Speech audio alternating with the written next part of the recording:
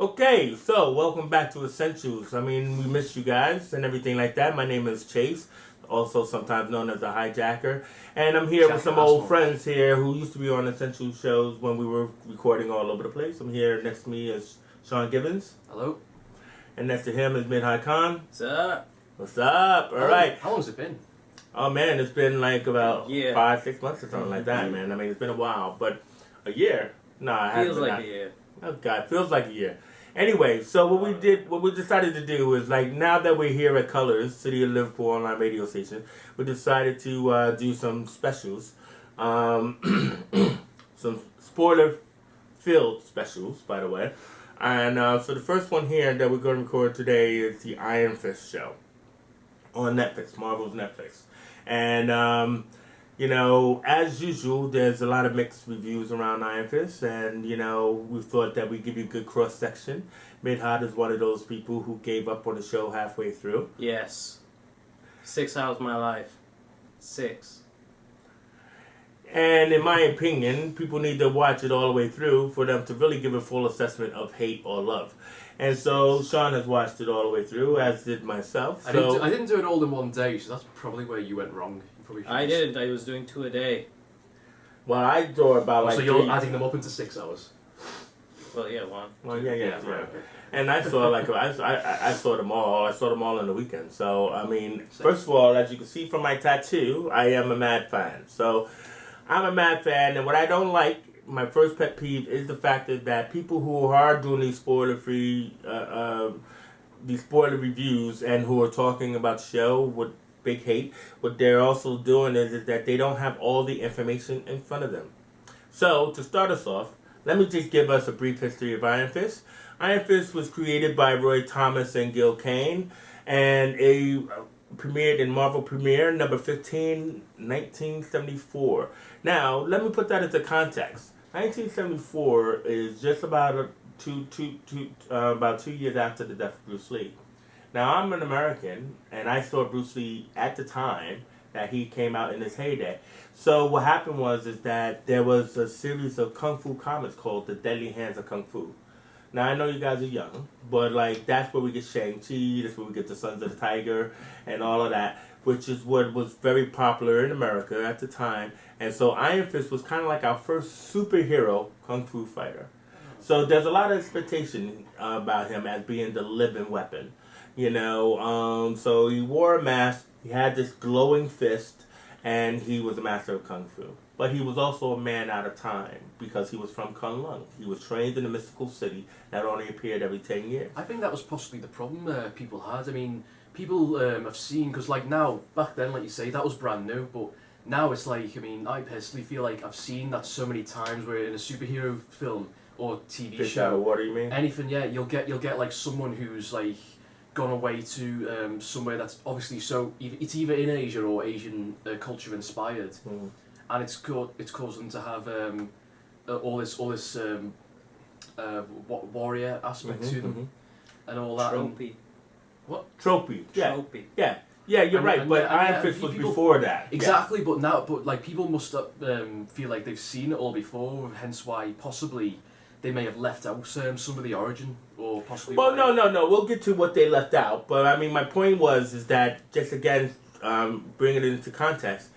There was 2 big, what do you call those? Reimaginings of Iron Fist. So it was 2 big turnarounds. Right, so he started out, like I said, in that period. Actually, Sabretooth was introduced in Iron Fist, believe it or not. Really? He was introduced as an Iron Fist villain. The mutants. Yeah, so wasn't he a mutant, or he wasn't a mutant then? No, well, actually, he was. They didn't call him a mutant then, but like he was like a big guy. Sabretooth. It was an issue called Snowblind. He had the claws and everything like that. But X-Men was out, so then they just moved him over. Like probably Dave Cockrum moved him over, but he was introduced in Iron Fist. Isn't that what they did similarly with Logan?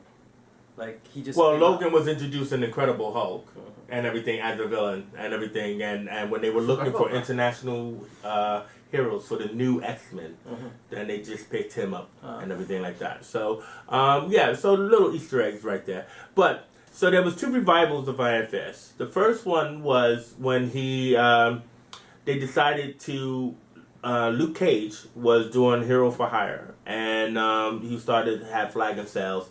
Iron Fist was having flagging sales, and they decided to combine the 2 by having Jaren Horgoff, who was Iron Fist's lawyer, who was played by Carrie Ann Moss on the show, decided to bring the 2 together through the mutual friend of Misty Knight, who was also on the Luke Cage show. And, they discovered that Luke Cage was innocent, and they freed him from having to be a prisoner on the run. So what's happening to Luke Cage right now in the series happened in the comics? This is what's I believe, is going to be the start of the Defenders.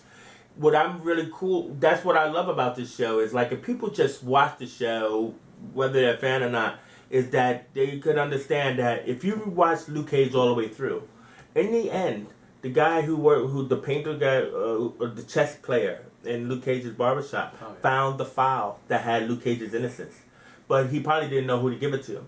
So what's going to happen is that in the Defenders, more than likely, Claire or somebody will let have Danny Rand's lawyer, Jaren Hogarth, find this guy from the barbershop, find the innocence, and free Luke Cage. And that is what was Luke Cage issue 50, which became Power Man and Iron Fist, led into Power Man and Iron Fist issue 1. Didn't she say?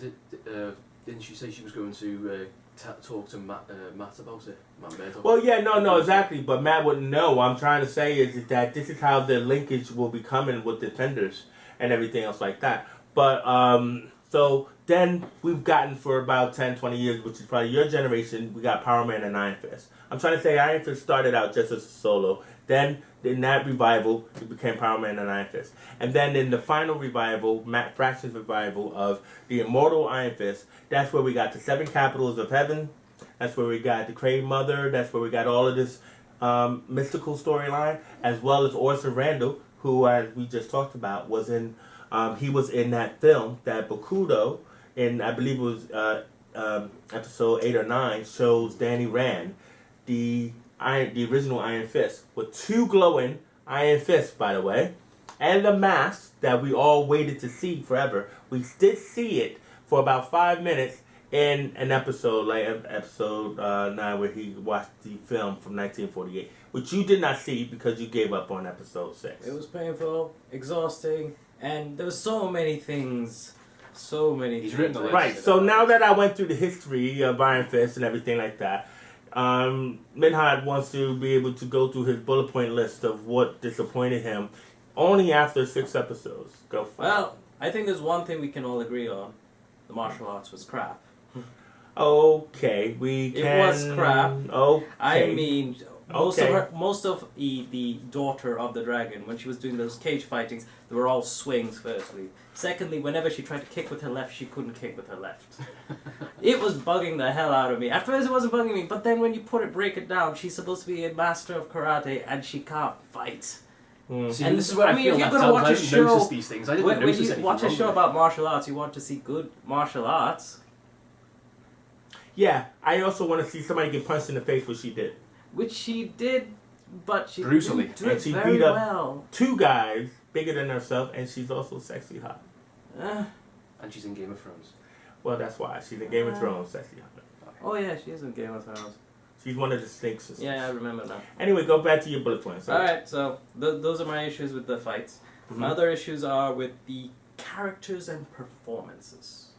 We all know everyone seems to hate Finn Jones's. Everyone Yes. sees it. Especially when he tries to act vulnerable, and he's supposed to. He's trying to channel in that because he was in Kunlun since he was 10 years old. They're trying to give him like He had the slack- mindset of a 10-year-old. Yeah, the Arrested Development because he went through all that That's trauma and stuff. But when he was trying to perform it, it just came off cheesy. You talking about when he does this? No.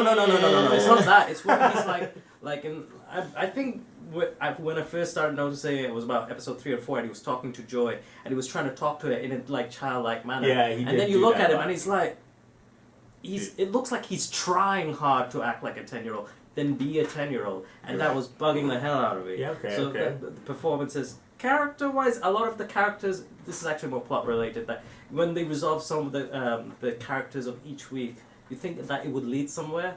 but it doesn't lead to somewhere. It just like Which ones ends. are you talking about? I'm trying to think. Are you talking about the Meachums when they try to resolve? No, not the because- Meachums. Not the Meachums. One of the lesser characters, like the guy who's making all the heroin, or the daughter, or That didn't go anywhere. I will have to give it to you. The daughter, the rescue of the daughter was a very. It was a stupid plot point. I did notice that they had that plot point, and all of a sudden he dies, and they never refer back to it again. And the daughter, they never refer back to the daughter. I mean, even when Danny was walking out with her, right? He starts doing something, and then she goes, "What?" from a distance. yeah. You know what I mean? It's like Mark Kyle. What? Yeah, she should have been like running. I'm free. You know, I'm saved. Where's my dad? Yeah, exactly. About that. That was kind of bad. But speaking of that, this is episode 6, which was directed by the RZA of the Wu-Tang, and it was our tournament Capitals of Heaven scenario. Why didn't they complete that? They had the Bride of the Nine Spiders. I think the 2 Russians were actually supposed to represent the Dog Brother number 1, right? Which is one of the other warriors of the Capital of Heaven. I didn't like the fact that they didn't name check people. I mean, like, Easter eggs shouldn't be that hard to find. But if they weren't going to be Dog Brother 1 and 2, whatever, misfire for me. When doing my the Weapon Master, or whatever they called him, because they give him a name, the one who sang the karaoke song. I think he was supposed to be Zaran. Oh, he looked interesting. Yeah, like but I think he was supposed to be Zach. I think his name was Zaran. Do you guys not read the comics? No, there was. Unfortunately not. It was with a Z, but there was a Weapon Master, Knife Master in the comics that was actually a Shang-Chi villain, and I think that's who he was supposed to be. But again, without a name check, we have to try and think really hard, or sometimes too hard. And I thought it was a wasted game of death opportunity. But go ahead, you were saying something about it. No, I mean, I like that guy. And that was one of my other problems. Like, in Daredevil Season 1, we have Kingpin. In Daredevil Season 2, we have Punisher. In Jessica Jones, we have David Tennant as the Purple Man. And we have Oscar-winning actor Mahershala Ali as Cottonmouth in Luke Cage. But here, there's no standout villains. Madame Gao as the grandmother. No, she's just like, listen. I get it. Like, you could do the whole force push thing in the first place. exactly. Why didn't she do it when they were capturing her? Yeah, but not only that, but why did she stay in that compound for so long? They had to go back. I remember when they had to go back to try and find some information, and she was still in the same lockdown. Yeah. I didn't understand that because her bed was made, there was no food, everybody had left and escaped and stuff. But I will say that she is an evil, sinister villain without saying a word. Is she in the comics? Crane Mother is. Is that who she is? She's one of the leaders of the 7 Capitals of Heaven. Can we talk about the very last scene in the last episode yet? Because, I mean, what was with that sudden change of character in the Joy? She wouldn't just so easily be like, "Oh, we're gonna kill him." Yeah, tell me more. Well, I got an answer for that. I even think Davos had a really big change of character all of a sudden. No. I mean, yeah, he was. I could tell he was jealous. Davos is. Listen, I have no problem with people being gay, right? But I think there was a bit of homophobia going on there with Davos and Danny Rand, because I think most of the times that they cut to Davos, it's like, hey man, what's up with these chicks, right? It was me and you all the way, right? And then he's like, look, I'm sorry I left you. Like when they were fighting, I'm sorry I left you behind. And it was like Lethal Weapon love, you know what I mean? That Lethal Weapon love. Lethal Weapon meets Torchwood. Oh yeah, exactly. Homoeroticism. A lot of it. And Davos is just upset that Danny's found love with Colleen Wing. But let me talk about Joy. Isn't that mainly because the Iron Fist isn't, or any of them aren't meant to have love? They're not. They're all supposed to. They all taken a vow of chastity. They're all crows without hose. Okay, let's not go there. Danny's still a virgin by the end of the season. We're not having a problem with that. Is Danny still a virgin by the end of the season? No, Danny and Colleen hook up a couple. Oh come on, you. Oh, but that being said, when Danny had lunch with Colleen and Claire Temple, and it was kind of like how he took this vow of chastity, and Colleen was like, "What?" Yeah. Because she seemed like she took one too. So it's kind of like, hey, you know, like we're both adults and let's like break that cherry together. Let's just say screw it. You know what I mean? Anyway, get let's talk about the Meachums because we got to come to an end. First of all, I thought this was fantastic. A lot of people hated on the Meachums because they're like, why is this corporate intrigue in this story? We should be watching Kung Fu. Danny's not very cool. But then, you know, we kind of see that through Tom what's his name? Tom Pepperford or whatever, who played Ward Meachum. First of all, Ward Meachum in the comics was supposed to be Joey's uncle. Yeah, so that was an interesting twist. That was kind of weird. But he's the guy from Banshee. Do you remember Banshee? He's the tattooed man from Banshee. Did you watch Banshee? Never watched. Oh, see, first of all, if you never watched Banshee, get out. But still, no, he was really good. He had a great, strong change. Like, he did more than a 360. No, he did a 360 arc. You know, because he was bad, he was evil, he was insane, and then he turned around to being good. So he turned the company into being, it'd be about us. These, you know, we both lost our fathers, we were raised like brothers, and this is our company now. Then Joy, being under the influence of her father while he was going through this, she lost her dad. She didn't have her dad, so she was good. She was stupid. She was confused. She was worried, and then she's now evil. She went through a big change, you know. So in the end, when you say, what's that all about? It's all about the fact that, look, I lost my dad twice. My brother, I can't count on. My old friend. To be fair, he was telling her the truth, and she was. He was, but the point she was just too stubborn to. He was, but the point is, she still ends up being a little girl lost. She still ends up losing her dad, and she wants revenge. And Davos was able to tap into that, and Madame Go is interested in it. I was gonna say, what was she doing there? What was she adding to that scene other than the fact? What she was adding to that scene is now she knows I could get back into Rand, right, through this woman. Ah, okay. Right, because she needs Rand's businesses to run her illegal empire. And also, too, is... So let me finish off by saying this because we had you jump us to the end. Davos is the steel serpent in the comics. Yeah. Right? So, well, you never seen Davos take his shirt off.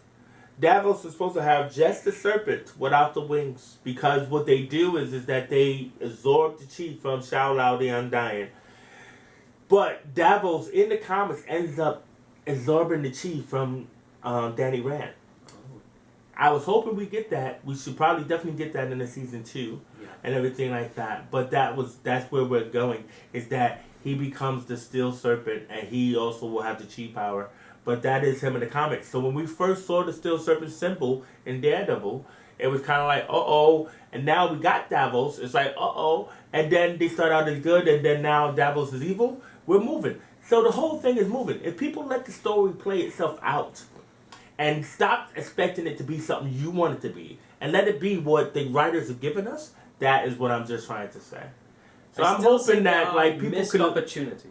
It is true. But I'm hoping that people can at least gather to... If you hear the facts that come in straight from the continuity, as far as hearing people's opinions about the facts, the main thing about it is that this is a story that the writers have written. They spent a lot of time on this. But... I will address the Finn Jones scenario because I'm a diehard fan. There are things I didn't like, right? And I'd rather say the things I like because I'm hearing everybody lambaste it. But Finn Jones, first of all, had done the Chris Pratt diet. Do you not remember Finn Jones from Game of Thrones? He was kind of puffy when he played the gay brother, you know? And in that aspect is, so looking at him doing his Tai Chi scenes, he is super slimline fit. You know what I mean? And what I'm trying to say is, I got to give it to him for doing that. He has really absorbed himself into the character. But I don't like the idea of the lack of mask in the show. And we see Lake Kong, the Thunderer. They name check the Thunderer. We only hear him in Danny's head, and then we visibly see him, and he has no mask. The Thunderer never took off his mask, just like me and you were talking about Utah, right? Both of them, we never see their identities. Right, these are the monks who lorded over Kunlun as well as Danny, and I thought that was a terrible move because there's also I don't know what nationality Davos is, and I don't want to be insulting, but he does not look like when we see Lei Kung, he does not look like the son of Lei Kung. You know what I mean? They don't look like they're in the same nationality bracket. They might be. Did anybody else notice, like, when he had his full beard and stuff, with his eyebrows and stuff, he kind of looked a bit like Khal Drogo from Game of Thrones. But did anyone No, notice? I thought he looked like. Yeah, I thought he looked like. it looks exactly. I thought he looked like Ganondorf from Smash Bros. You know, because it's his full beard. But I think that somebody thinks they're too clever in giving him that full beard because they think that the full beard makes him have like a mask. I don't know. No, he just makes him look. Well, he's stupid. I don't. Just the point, really.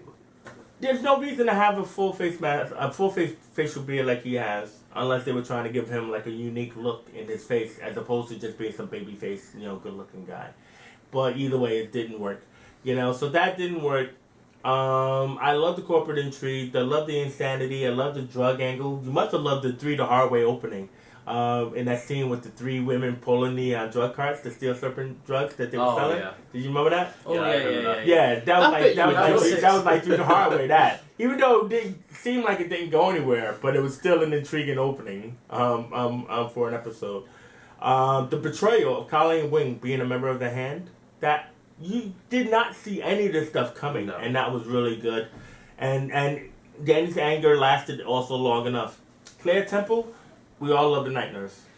I've got to be honest. You don't love the Night Nurse? I like it, but in this series, she was so badly written. I think. Yes. She was so annoying. She was just being. She was. The dialogue she had to say to between when she was talking about.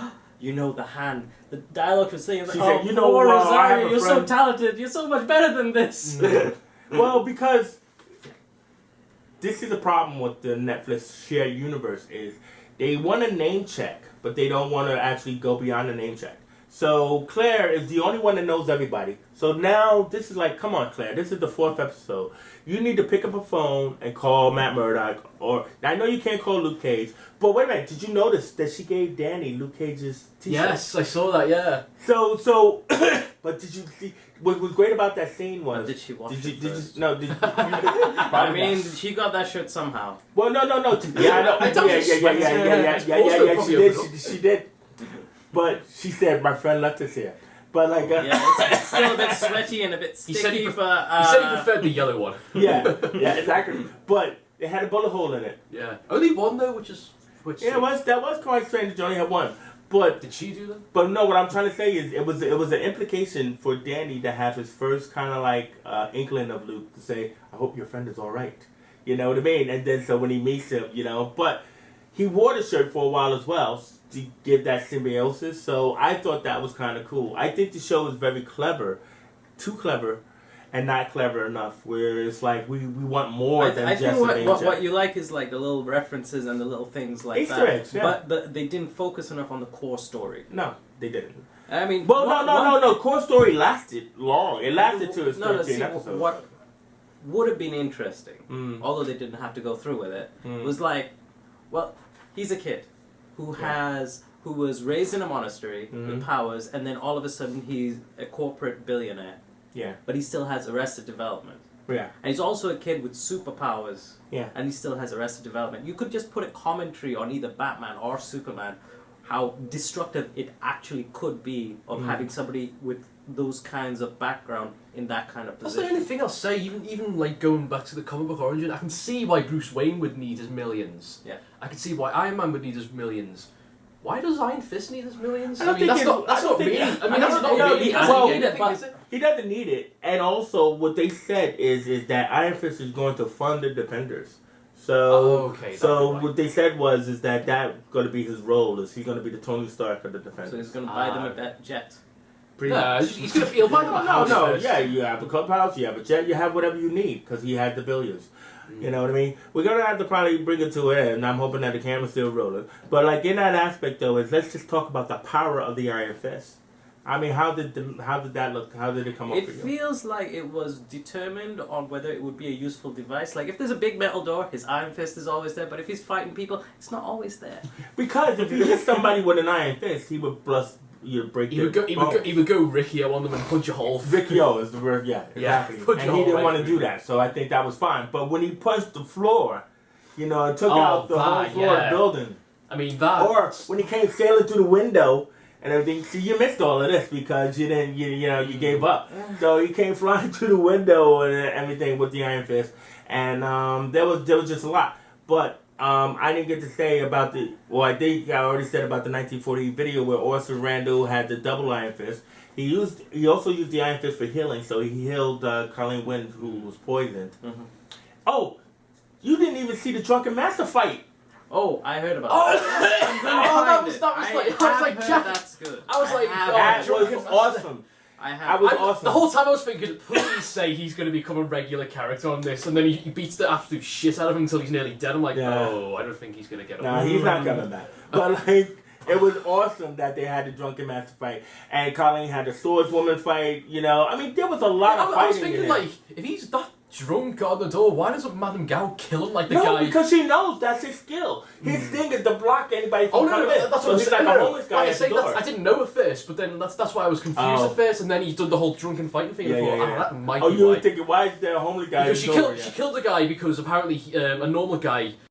So yeah, man. So that fight was really awesome. So let's give out like points on what we think and out of 10. So I mean, for me, I give it a 9 out of 10 because I felt that like it gave me everything that I wanted. That they changed a lot of mythologies, but for a good reason. They had a really good story, but I do agree that there are some things that are bad.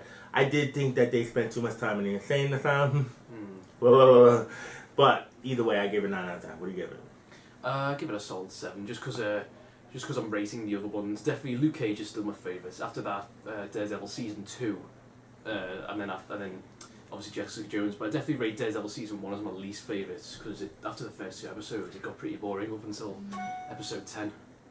2 out of 10. I want 6 hours of my life back. Definitely, I want it back. They owe me 6 hours of my life back.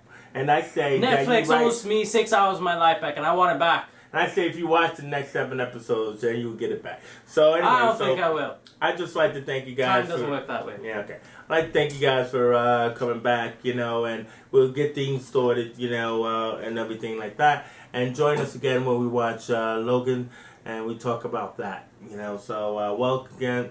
Thanks a lot. Shaun, thank you. Midhat, thank you. Yeah. And thanks for having us. It's good to be back. Yeah. He's like, yeah. And Midhat got his Logan beard, so it's all good. Okay.